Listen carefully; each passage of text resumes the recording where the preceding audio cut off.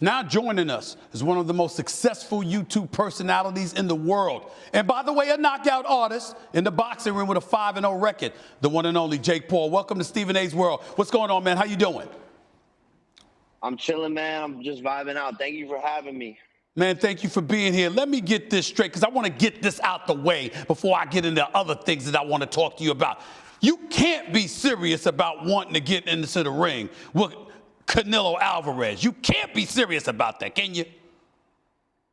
I'm very serious about it. And Canelo, if you're watching this, you better be in the gym. You better start training, bro. Did you get your 5 miles in today? Because I did. I'm serious, Steven. How could you possibly be serious? You got 5 fights. You respect the sport of boxing. You're 5-0. We're talking about the greatest fighter in the world, some people would say. Come on, Jake. You got to admit that. Don't you need a few more fights to be, maybe about 15 more fights before you could be thinking about Canelo Alvarez? Nah, definitely I need a few more fights. I'm not taking them on in my next bout, but a couple more years of experience with the team I got. I'm surrounded by the best team in the world possible that money can afford. So I'm getting exponentially better with every single fight. So a couple fights from now, why not? I'm bigger. That's the other thing, you know. We're not really in the same weight class. He's never fought someone as strong as me and as big as me. I got these big tree trunk legs that put people to sleep. I gotta admit, one of the things that that's why I might get on you about your opponents, but I love what you have done for the sport of boxing, to go out there and promote yourself, control your own brand the way that you do. You've shown the boxing world that boxers don't need to be at the mercy of promoters. Was that an agenda that you had when you first got into boxing? Yeah, look, I wanted to basically decentralize boxing in a weird way. You know, I'm into crypto and DeFi and all that stuff, but basically what I'm showing is that, you know, you can get rid of the gatekeepers, you know, the promoters, and own your own channels and own your own media and make your own big fights happen. And you don't have to take all these, you know, build up fights, build your record. Why not make big money right off the bat? Take big fights, do big fights. You're going to see more of that in boxing now. It's going to be less about having as many wins and more about just making the fights that the fans want to see happen. What has the boxing world said to you about what you've been doing? I'm talking about actual boxers, because the one thing that I do think people can trust about you, you come across as a very honest guy. You're going to say what it is. So what have boxers actually said to you about what you've been doing for the sport? In the gym, me and boxer, we're best friends, man. Like these people really love what I'm doing, and they show me the utmost respect. And when they get in there with me and they spar, and I give them good work, they can only respect that. You know, I'm a real athlete. I take it very seriously. They see that in the gym, and they all want to somehow be a part of the movement, because this is the, you know, I'm the voice that they needed for so long in boxing, and so they're supporting me, and the community and the movement that I've created is just getting bigger and stronger. And, you know, I have my promotions company, and we're just going to continue to add fighters to it. And as you saw today, we had a big announcement with Amanda Serrano and Katie Taylor, and right. it's just going to keep on getting bigger and bigger. So they respect me in the gym, and they show mad love. Now, one of the things that I've accused you of, I got to be on the record, put myself on Front Street. I've accused you of lying to the public. I said, excuse me, you're a boxer. You've been training. You've been training for years. You got professional boxers you're fighting with, sparring with. You got professional boxing trainers that you've been working with. You're a real boxer. And so you're going into the ring against dudes that don't even box. They're strikers. They're grapplers. They're basketball players. They're not boxers. I don't believe they belong in the same ring as you. I think that's damn near assault, for crying out loud. What do you say to that? Man, I was on Disney Channel while Tyron Woodley was winning, you know, the UFC championship with his right hand that he knocked everyone out with, knocked out Robbie Lawler. And so I'm getting into the ring. Of course, this guy knows how to box. When the bell rings in MMA, what are they doing? They're boxing. They don't start off on the ground. They don't start off grappling. So every MMA fighter has to know how to box. It's the first necessity of being an MMA fighter. And so, you know, I tried to fight a real boxer, and he got scared. He didn't want to do it. So I'm just taking big fights against big names and trying to sell as many pay-per-views as I can. And whoever that just so happens to be, I'll fight anybody. Like I said earlier, I'll fight Canelo. So we're going to get to that. We're going to see me fight a boxer, and it's going to be the same result as these MMA fighters because I would knock them out too. Now, I want to transition to another subject because you've been in a long-running feud right now with Dana White, who runs the UFC, speaking up for raising fighter pay and demanding long-term health care. Now you're putting your money where your mouth is, actually investing in UFC's parent company, Endeavor. Why is this cause so important to you?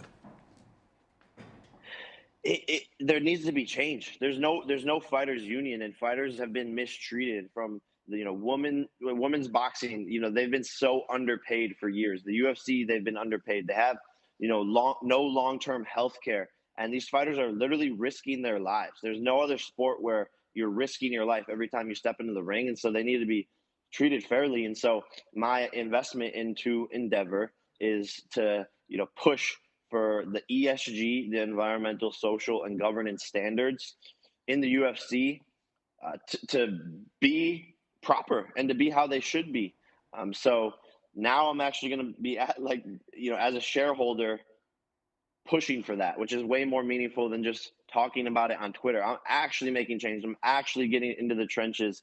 I'm using my platform, but I'm actually, getting into the business rooms where the changes are actually going to be made. Well, do you think it's going to work? Because, I mean, in Endeavor, William Morris Endeavor, I mean, they've partnered with UFC. I mean, they work hand in hand with one another, and both have benefited one another. Do you really, really think you're going to make inroads in that regard? 100%, and it's an uphill battle. It's a long battle, but we're starting it. And we're raising awareness, and we're getting the conversation going, and more people are speaking up about it now, and it's becoming a bigger and bigger and bigger problem every month.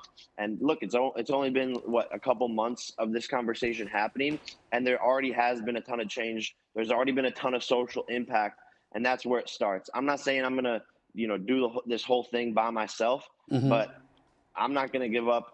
And I'm not going to stop until there is change, because that's how this generation is, man. We get what we want, with our voice and with our platform. And, that's through the power of social media. And it's a beautiful thing. But we will see change, and you will see the UFC pay their fighters more. You will see long-term healthcare before I die. Look, man, I want to transition as well. I got a note in front of me, big announcement this week, and you mentioned it earlier, in boxing, that you're helping to set up the Katie Taylor-Amanda Serrano fight at MSG. Biggest women's boxing event of all time, largely put on by your company, Most Valuable Productions. Why has it been a priority for you to invest in women's boxing? So I met Amanda Serrano 2 years ago today. We both, on my professional boxing debut, she was on the undercard. And from the day I met her, she was, such a sweet person and super, super nice.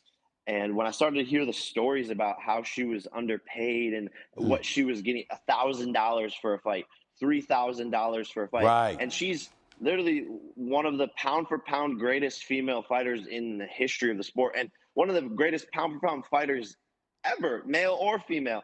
And she's telling me how much she's getting paid, and I was just like, wow, this is absurd. I need to help here. I need to help women's boxing. I need to help Amanda Serrano because there needs to be change. It doesn't make any sense. So I was inspired by her story, and that's really what set this all off. How long have you been boxing? I have been boxing now for 3 years, 2 years as a professional, and then I had one amateur fight before I turned pro. How long have you been training?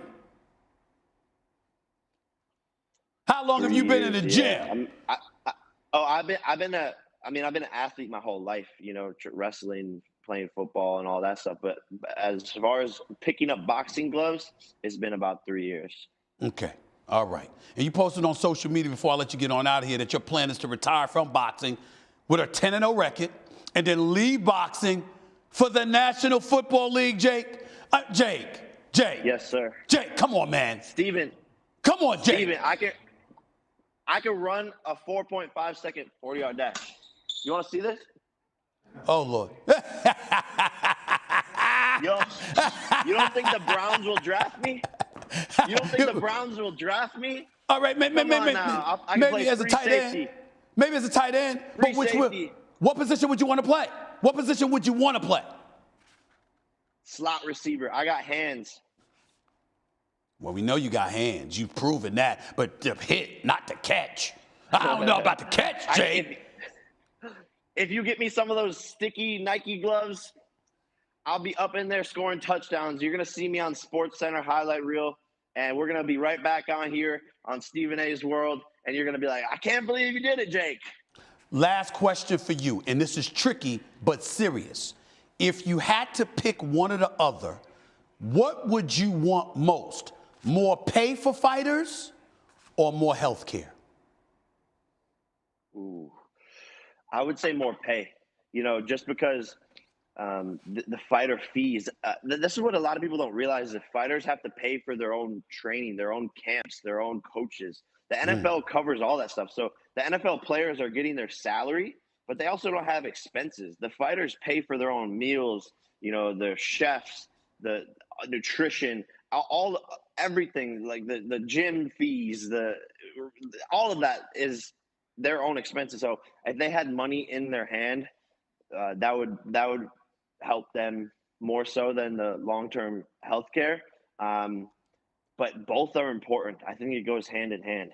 Jake, man, I got to admit, man, like I said, I don't agree with everything. I got to investigate a little bit of what you've been saying, especially about the Dana White angle. But I respect the hell out of you for what you're trying to do for the sport of boxing, what you're trying to do for fighters in the UFC and boxing as it pertains to healthcare and everything. I think that's a very, very admirable thing for you to do, man. And I can't thank you enough for being on the show, and I can't thank you enough for having that agenda, because that's important. And as wild as you seem to be, your heart seems to be in the right place. I got to give you props where it's due, man. Thanks a lot for being on the show. Thank you, man. Thank you for having me. I appreciate that. We just get warmed up. Thanks for watching ESPN on YouTube. For live streaming, sports, and premium content, subscribe to ESPN+.